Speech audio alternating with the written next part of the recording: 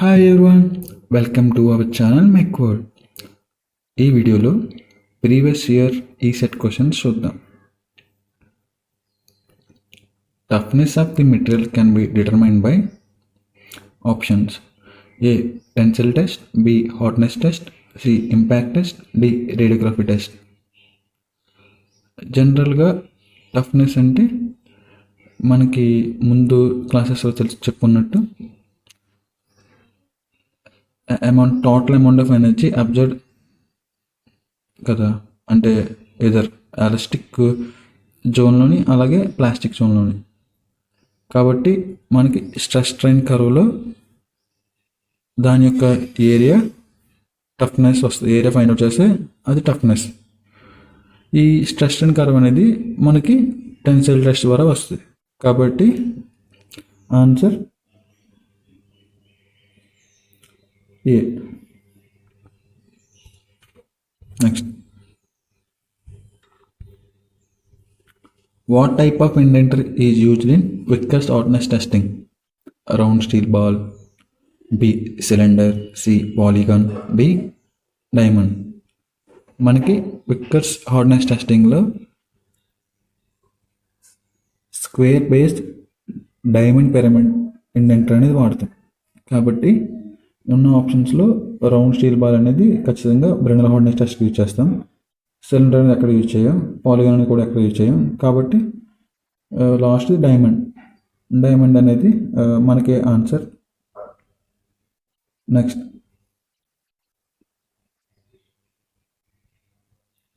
Included angle of the pyramid indenter in the Vickers hardness testing. Vickers hardness టెస్టింగ్లో ఈ pyramid indenter యొక్క angle ఎంత? Okay, options: 120 degrees, 136 degrees, 110 degrees, 90 degrees. మనం అక్కడ Vickers hardness testing machine గురించి చెప్పాం కదా, టెస్టింగ్ గురించి. ఆ టెస్ట్లో మనకు తెలిసిందేంటి? 136 degrees. కాబట్టి answer 136 degrees. Malleability is the measurement for malleability, ductility. ఆఫెన్గా కన్ఫ్యూజ్ అవుతాం, కాబట్టి ఇలా గుర్తుపెట్టుకుంటే బాగుంటుంది. అంటే MCDT. MC అంటే మెలిబిలిటీ, C అంటే కంప్రెషన్, DT డక్టిలిటీ, T అంటే టెన్షన్. మెలిబిలిటీ అనేది ప్రాపర్టీ బేస్డ్ ఆన్ కంప్రెషన్ మీద డిపెండ్ అవుతుంది. ఇప్పుడు మనం కంప్రెస్ చేసాం అనుకోండి మెటీరియల్ని, అది ఎలా ఫామ్ అయ్యే ఛాన్స్ ఉంది? వైర్ కింద, షీట్ కింద, కోన్ కింద? ఖచ్చితంగా ఒక షీట్ కింద ఫామ్ అవుతుంది. కాబట్టి మెలిబిలిటీ ద్వారా మనం షీట్స్ ఫామ్ చేయొచ్చు. అంటే ఓకే. అలానే DT డక్టిలిటీ, టెన్షన్. డక్టిలిటీ అనేది ability to deform under tensile load. కాబట్టి ఈ టెన్సైల్ లోడ్ వల్ల డిఫార్మ్ అవుతే మనకి ఏం ఫామ్ అవుతుంది? వైర్స్. ఇలా గుర్తుపెట్టుకుంటే బాగుంటుంది. ఈ answer okay. Next, angst modulus is the measurement of.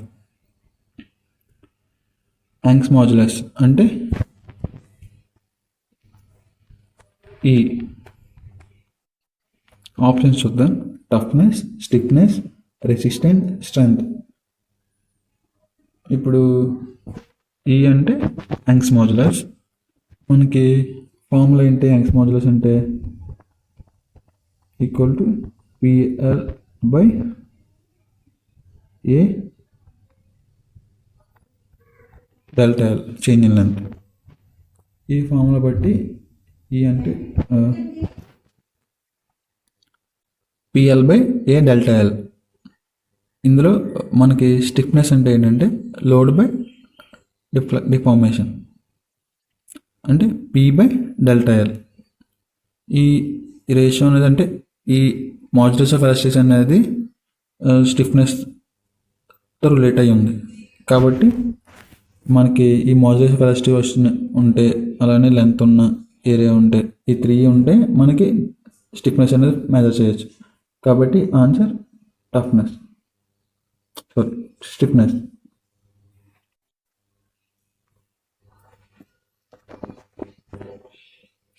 Charpy impact test.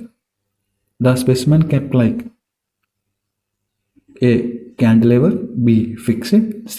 Overhanging, D. Simple supported beam. ఇప్పుడు Charpy impact test, ఐజోడ్ impact test, ఈ రెండు టెస్ట్ని ఆఫ్ని కన్ఫ్యూజ్ అవుతూ ఉంటాం మనం. కాబట్టి దీన్ని కూడా గుర్తుపెట్టుకుంటే బాగుంటుంది. Charpy impact test C.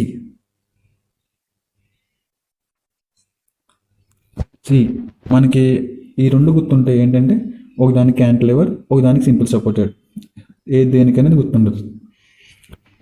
ఇప్పుడు చార్పీలో సి ఉంది కాబట్టి క్యాంటిలివర్ సింపుల్ సపోర్టెడ్ కదా, క్యాంటిలివర్ ఉంది. సి 2 C's ఒకసారి రావు అని గుర్తుపెట్టుకోండి. అంటే సిఎస్ అంతే. ఒకటి ఆటోమేటిక్గా సింపుల్ సపోర్టెడ్ అయితే ఆటోమేటిక్గా ఇంకోటి క్యాంటిలివర్ అయిపోతుంది. కాబట్టి చార్పీ ఇంపాక్ట్ టెస్ట్కి ఏ స్పెసిమెన్ ఎలా కెప్ట్ చేస్తామంటే simple supported. Resilience property is important in A. Shafts, springs, pulley, gear. మనం ఆల్రెడీ రెసిలియన్స్ అనే ప్రాపర్టీ గురించి చెప్పుకునేటప్పుడు చెప్పాం. ఏమని? రెసిలియన్స్ అనేది షాఫ్ట్స్ అనండి, స్ప్రింగ్స్లో రెసిలియన్స్ అనేది చాలా ఇంపార్టెంట్ ప్రాపర్టీ అని. కాబట్టి ఆన్సర్ స్ప్రింగ్స్. రెసిలియన్స్ అంటే ఏంటంటే energy absorb up to elastic limit. Elastic limit వరకు ఎంతైతే ఎనర్జీ అబ్జర్వ్ చేసుకుందో అది దానికి resilience. The following test is not a non destructive test. Ultrasonic test, magnetic particle test, Brinell hardness test, fluorescent test. మనం చూస్తే కనుక అల్ట్రాసోనిక్ టెస్ట్ అనేది non destructive test, magnetic particle test అనేది non destructive test, Brinell hardness test అనేది destructive test, fluorescent కూడా non destructive test. కాబట్టి answer అనేది బ్రెనెల్ hardness test.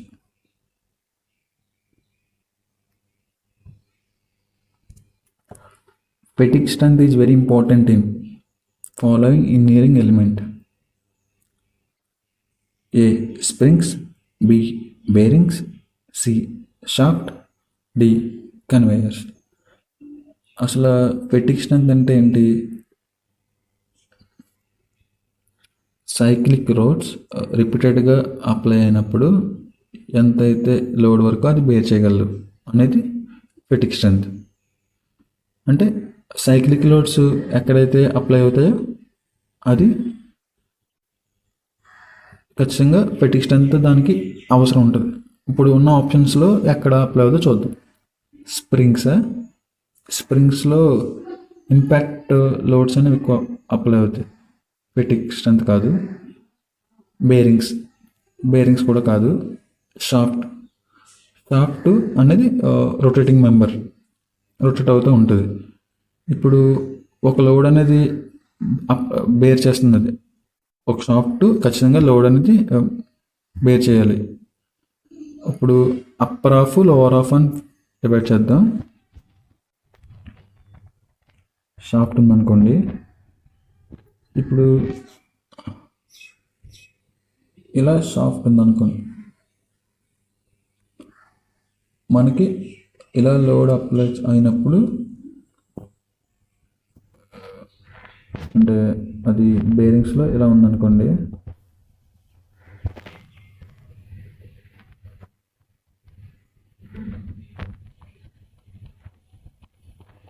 ఈ రెండు బేరింగ్స్ లోడ్ ఎప్పుడైతే ఇలా అప్లై అయిందో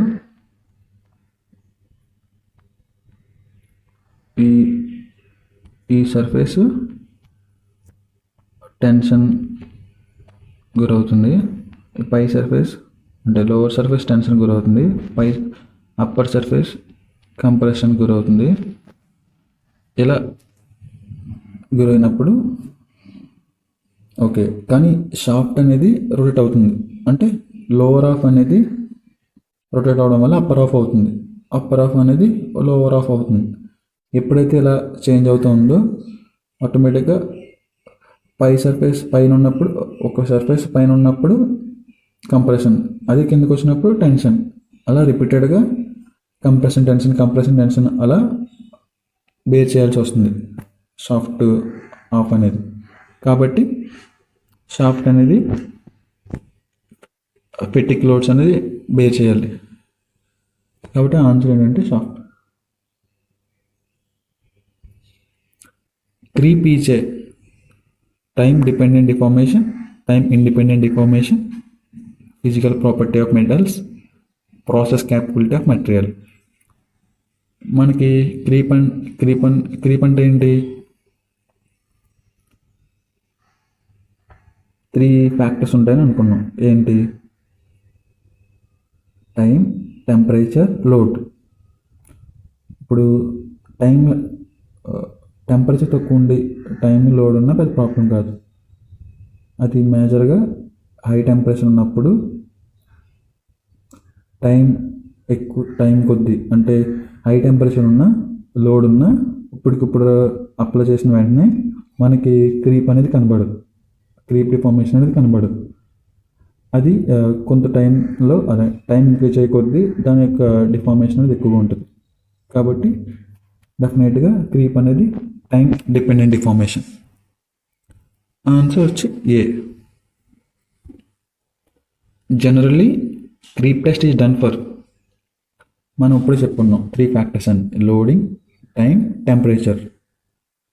టైం ఇంక్రీజ్ అయ్యే కొద్దీ డిఫార్మేషన్ ఎక్కువ ఉంటుంది, క్రీప్ ఎఫెక్ట్ అనేది ఎక్కువ ఉంటుంది. అలానే టెంపరేచర్ ఎక్కువ ఉన్నప్పుడే అది కంపేరేటివ్గా ఉండదు. ఒకవేళ టెంపరేచర్ తక్కువ ఉందనుకున్న డిఫార్మేషన్ చాలా తక్కువ ఉంటుంది, మనకి కంపేర్ చేయగలదు. కాబట్టి క్రీప్ అనేది ఎక్కడ ఎక్కువ ఇంపార్టెంట్ ఫ్యాక్టర్ కన్సిడర్ చేసుకోవాలంటే హై టెంపరేచర్ కండిషన్స్ దగ్గర. ఇప్పుడు ఇచ్చిన ఆప్షన్స్లో రిఫ్రిజరేషన్ మెటీరియల్ అనేది లో టెంపరేచర్ తప్ప హై టెంపరేచర్ కాదు. ఐస్ ఇంజిన్ అనేది ఒక moderate temperature. CNC machine materials అనేది అదొక బేసిక్గా మెషిన్ అంతే. ఇప్పుడు టెంపరేచర్ గురించి మాట్లాడుకోవాలంటే దాంట్లో కూలెంట్ యూజ్ చేస్తాం, అలానే అది కూడా moderate temperature. Gas turbine materials అనేది గ్యాస్ టర్బైన్లో గ్యాస్ అనేది కంబషన్ అవుతుంది, కాబట్టి అక్కడ చాలా ఎక్కువ టెంపరేచర్ వస్తుంది కంపేర్ టు అదర్ 3 ఆప్షన్స్. కాబట్టి answer A. Magnetic particle test is conducted to find a. external defects only, B. internal defects only, C. both internal and external, D. welding defects like porosity, slag and undercut. Magnetic particle test ద్వారా మనం ఒక material magnetise చేసి కేవలం దాని యొక్క surface defects మాత్రమే find out చేయగలం. కాబట్టి option A.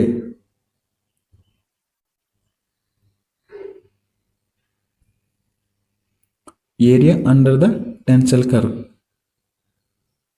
A. Strain energy per metre, B. Rupture strength, C. Specific strength per metre, D. Area of the hoop stress. ఈ క్వశ్చన్ అనేది జనరల్గా స్ట్రెంత్ ఆఫ్ మెటీరియల్స్ నుంచి వచ్చింది. టెన్సైల్ కర్వ్ అంటే stress strain tensile curve అని అర్థం. Okay, ఈ stress strain కర్వ్లో మనకి ఎలాస్టిక్ జనరల్గా స్ట్రెస్ స్ట్రెయిన్ కర్వ్ అనేది ఎలా ఉంటుంది, ప్యారలల్గా ఉండి తర్వాత ఇంక్రీజ్ అవుతుంది, మెటీరియల్ బట్టి చేంజ్ అవుతూ ఉంటుంది. ఈ ప్యారలల్గా ఉన్న వరకు ఎలాస్టిక్ జోన్ అంటాం, రిమైనింగ్ ప్లాస్టిక్ జోన్ అంటాం. ఈ ప్యారలల్గా ఉన్న ప్లేస్ స్ట్రెస్ లోడ్ ఇంక్రీజ్ అయ్యే కొద్దీ డిఫార్మేషన్ కూడా ఇంక్రీజ్ అవుతుంది. లోడ్ రిమూవ్ చేస్తే డిఫార్మేషన్ కూడా రిమూవ్ అయిపోతుంది, అంటే only temporary deformation.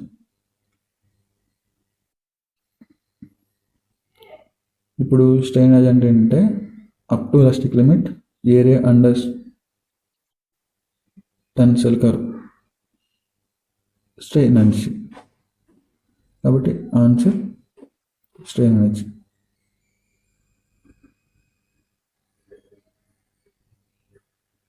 Answer strain energy. Endurance limit is measurement for fatigue strength, criteria for creep phenomenon, above which material become plastic, used in impact test conditions. Endurance limit అనేది మనకి ఫెటిక్ strength decide చేసేది, అంటే maximum ఎంతైతే load అది bear చేయగలదో ఫెటిక్ లోడ్ని, అది దానికి ఎండ్యూరెన్స్ లిమిట్. కాబట్టి answer A, measurement for fatigue strength. Percentage of reduction in area is a measurement of. ఈ రిడక్షన్ ఇన్ ఏరియా అనేది మనం టెన్సైల్ టెస్ట్ ద్వారా మెజర్ చేసి ఫైండ్ అవుట్ చేస్తాం. ఈ మనం టెన్షన్ టెస్ట్ గురించి చెప్పుకునేటప్పుడు దీని గురించి మాట్లాడాం. రిడక్షన్ ఇన్ ఏరియా అనేది మనం malleability and ductility find out చేయడానికి యూజ్ అవుతుంది. కాబట్టి answer A. High frequency sound waves are created in ultrasonic test by. Ultrasonic టెస్ట్లో మనం అల్ట్రాసోనిక్ వేవ్స్ అని క్రియేట్ చేస్తాం. ఈ అల్ట్రాసోనిక్ వేవ్స్ అనేవి పీజో ఎలక్ట్రిక్ క్రిస్టల్ ద్వారా ప్రొడ్యూస్ చేస్తాం. కాబట్టి answer C. Charpy impact test is conducted to measure A hardness, B fatigue strength, C brittleness, D impact strength. Charpy test అనేది అలాగే ఐజో టెస్ట్ అనేది మనం ఇంపాక్ట్ స్ట్రెంగ్త్ ఫైండ్ అవుట్ చేయడానికి conduct చేస్తాం. కాబట్టి answer D. Which of the following metal can be easily drawn in to wire? A zinc, B copper, C lead, D tin. మన options కనుక చూస్తే కనుక మనం ప్రాక్టికల్గా ఆలోచిద్దాం. ఇప్పుడు ఇచ్చిన ఆప్షన్స్లో ఏ మెటీరియల్ వైర్కి చూసాం? జింక్ని చూసామా అంటే లేదు, లెడ్ని చూసామంటే లేదు, టిన్ని కూడా చూడలేదు, కాపర్ని అయితే చూసాం, కాపర్ వైర్స్. సో ఇక్కడ ఈజీలీ డ్రాన్ ఇంటూ వైర్ అని డైరెక్ట్ అడిగాడు కాబట్టి ఆన్సర్ కాపర్. ఒకవేళ అలా కాకుండా which of the following metal is a ductile material అని అడిగితే, ఈజ్ డక్టైల్ అని అడిగితే అప్పుడు అన్న ఇదే పెడతాం. డక్టైల్ అంటే DT, ductile tension. Tension force apply చేసినప్పుడు ఒక మెటీరియల్ వైర్ కింద ఫామ్ అవుతుంది. ఆ వైర్ ఏంటి? ఇక్కడ ఉన్న ఆప్షన్స్లో కాపర్. ఈ విధంగా ఆలోచించాలి. Which of the following is non destructive test? A radiography test, B hardness test, C tensile test, D fatigue strength. Radiography test అనేది non destructed X rays or gamma rays send చేసి మనం ఇంటర్నల్ డిఫెక్ట్స్ అనేది find out చేస్తాం. Hardness test అనేది ఒక material యొక్క hotness find out చేస్తాం. ఇది డెస్ట్రక్టివ్ టెస్ట్. ఎందుకంటే ఒక ఇండెంట్ యూజ్ చేసుకుని దాని మెటీరియల్ యొక్క సర్ఫేస్ మీద ఒక ఇండెంటేషన్ అనేది పెడతాం, అంటే అది మెటీరియల్ డెస్ట్రక్ట్ అవుతుంది. కాబట్టి ఆన్సర్ అది డెస్ట్రక్టివ్ టెస్ట్. టెన్సైల్ టెస్ట్ అనేది కూడా డెస్ట్రక్టివ్ టెస్ట్, ఎందుకంటే ఒక స్పెసిమెన్ని యూనివర్సల్ టెస్టింగ్ మెషిన్లో ఫిక్స్ చేసి లోడ్ గ్రాడ్యువల్గా ఇంక్రీజ్ చేస్తాం అప్ టు ఫెయిల్యూర్ పాయింట్ వరకు. అక్కడ జాబ్ అనేది ఫెయిల్ అయిపోతుంది.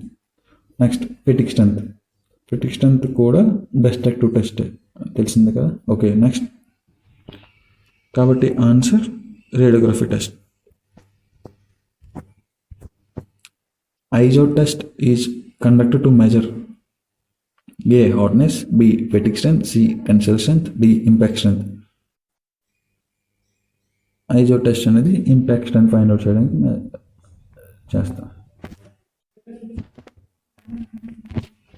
The hardness of machine beds would be measured by Rockwell hardness test, Brinell hardness test, Shore scleroscope, Vickers hardness test. ఈ ఇచ్చిన ఆప్షన్స్లో ఏబిడి అనేవి మనం ఆల్రెడీ చూసాం, డిస్కస్ చేసాం. ఈ 3 టెస్టులు హాట్నెస్ ఫైండ్ అవుట్ చేయడానికి. కొత్తగా వచ్చిన ఏంటి? షోర్ స్క్లెరోస్కోప్. క్వశ్చన్ ఏంటి, మిషన్ బైట్స్ హాట్నెస్ మెజర్ చేయడానికి ఏ హాట్నెస్ టెస్ట్ యూజ్ చేస్తూ ఉన్నది. ఈ మూడు ఓన్లీ మెటీరియల్స్, అంటే ఒక మెషిన్ ఉంటుంది, హార్డ్నెస్ టెస్టింగ్ మెషిన్ ఉంటుంది, దాని దగ్గరికి ఏదైతే మెటీరియల్ ఒక హార్డ్నెస్ ఫైండ్ అవుట్ చేద్దాం అనుకున్నామో ఆ మెటీరియల్ని తీసుకుని వెళ్ళి దాన్ని అక్కడ చెక్ చేస్తాం. కానీ మెషిన్ బైట్ని తీసుకుని ఎక్కడ చెక్ చేయలేము కూడా. ఇలా మెషిన్ బైట్స్ యొక్క హాట్నెస్ మెజర్ చేయడానికి మనం సోర్స్ క్లెరోస్కోప్ అనేది యూజ్ చేస్తాం. Brinell hardness tester uses a hardened steel ball of size. Brinell hardness steel ball ఎంత ఉంటుందంటే డయామీటర్ జనరల్గా 10 mm ఉంటుంది. కాబట్టి answer C. Hardness test can be performed by A Brinell machine, B Vickers machine, C Rockwell machine, D all of the above. ఈ మూడు hardness టెస్ట్లు find out చేయడానికి కాబట్టి answer all of the above. The following test uses the cathode ray oscilloscope while heating the material. cathode ray oscilloscope అనేది మనం options చూద్దాం. A fatigue testing machine, B radiography testing machine, C ultrasonic testing machine, D magnetic flux machine. Fatigue test చేయడం ఎలా మనకు తెలీదు, సిలబస్లో లేదు కాబట్టి దాన్ని పక్కన పెట్టండి కాసేపు. Next B radiography testing machine. Radiography testing మెషిన్లో ఎక్స్రేస్ గామారేస్ సెండ్ చేసి కింద అబ్జర్వర్డ్ మీడియం పెట్టి దాని ద్వారా చెక్ చేస్తాం, అంతేగాని ఎక్కడ సిఆర్ఓ యూజ్ చేయలేదు.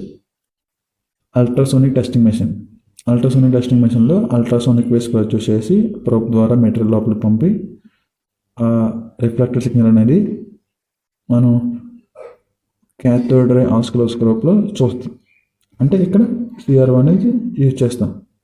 మ్యాగ్నెటిక్ ఫ్లక్స్ మెషిన్లో ఓన్లీ మ్యాగ్నెట్ వాడతాం, మ్యాగ్నెటిక్ పార్టికల్స్ వాడడం తప్ప ఈ సిఆర్ఓ అనేది యూజ్ చేయం. కాబట్టి ఉన్న ఆప్షన్స్లో మనకి అల్ట్రాసోనిక్ టెస్టింగ్ మెషిన్లో డెఫినెట్గా సిఆర్ఓ అనేది యూజ్ చేస్తాం, కాబట్టి answer C. The following mechanical property can't be determined by using universal testing machine.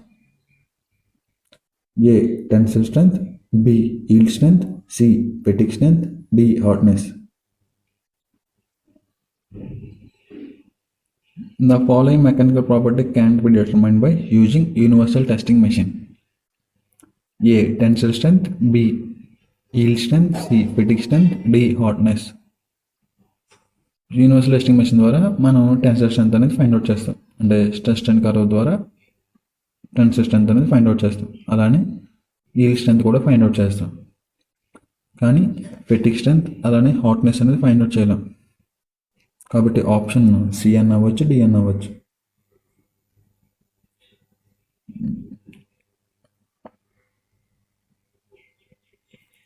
Which of the following pairs are not correctly matched? A resilience deformation, B malleability shape change, C creep progressive deformation, D plasticity permanent deformation. Resilience అంటే ఏంటి, area under stress strain curve up to elastic limit. Malleability అంటే ఏంటి, resistance shape change under compressive load. Creep అంటే progressive deformation, కరెక్టే. Plasticity అంటే permanent deformation. ఇచ్చిన ఆప్షన్స్లో రెసిలియన్స్కి ఇచ్చిన రెసిస్టెన్స్ డిఫార్మేషన్ అనేది యాప్ట్గా లేదు, ఎందుకంటే రెసిలియన్స్ అంటే energy absorbed up to elastic limit, resistance deformation కాదు. కాబట్టి answer A. Hardenability can be determined by A geometry test, B universal testing machine, C Rockwell hardness, D Vickers hardenability. Hardenability అనేది hardness కాదు, కాబట్టి Rockwell hardness ద్వారా చేయలేం, పిక్క షార్టనబిలిటీ ద్వారా కూడా చేయలేం, యూనివర్సల్ ఎస్టిమేషన్ ద్వారా కూడా చేయలేం. Option Jominy test answer. Thank you.